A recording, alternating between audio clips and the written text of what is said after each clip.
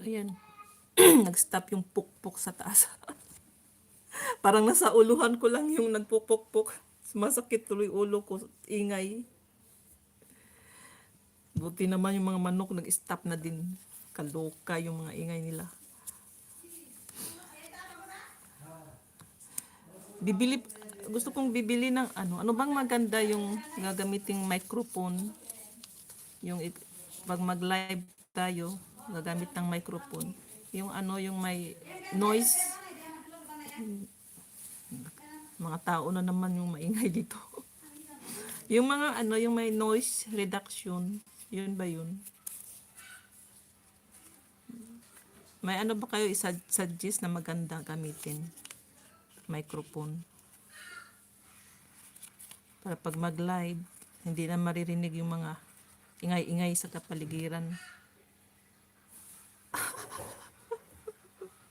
Naku, baka pa naman yung boses ko. Ang lakas-lakas.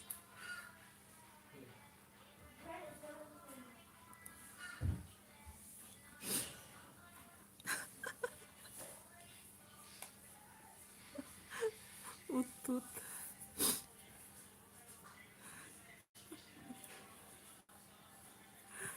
Hindi, need ko yan. Need kong gumamit sa daming ingay.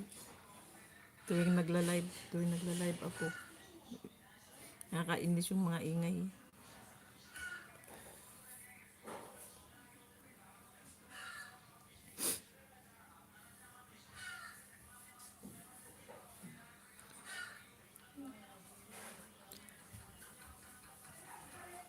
Okay, 15 minutes na lang tayo.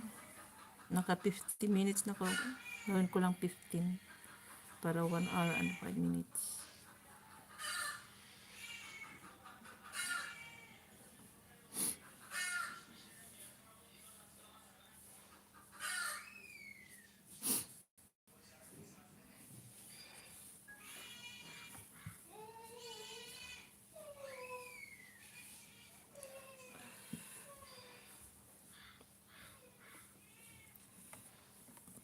Iwan ko ba?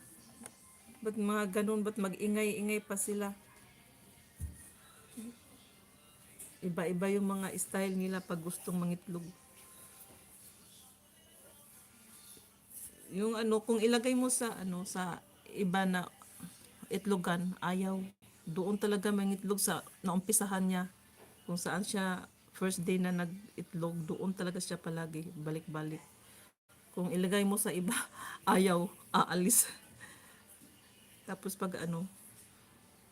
may darating na isa, ayun, magputak-putak. Ayaw niya ng karibal. Ang nangyari, nagkadubli-dubli sa isang upuan, isang itlogan na basket. 2-3 ang umupo. Sabay silang ng itlog. Ganun sila. Tapos may isang manok dyan. Talagang kakaiba siya. Lagi siyang pumupunta sa taas, sa hagdanan. Kasi nandoon siya unang nangitlog siya doon palagi sa taas. Umaakyat yan sa hagdan. Kaso lang tinanggal na yung niya itlogan. Kaya yun maingay.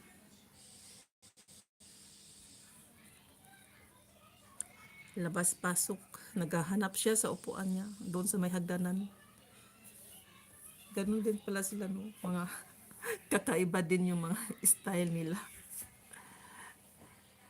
Kala ko lang yan. Manok lang yan. Parang may mga isip-isip din.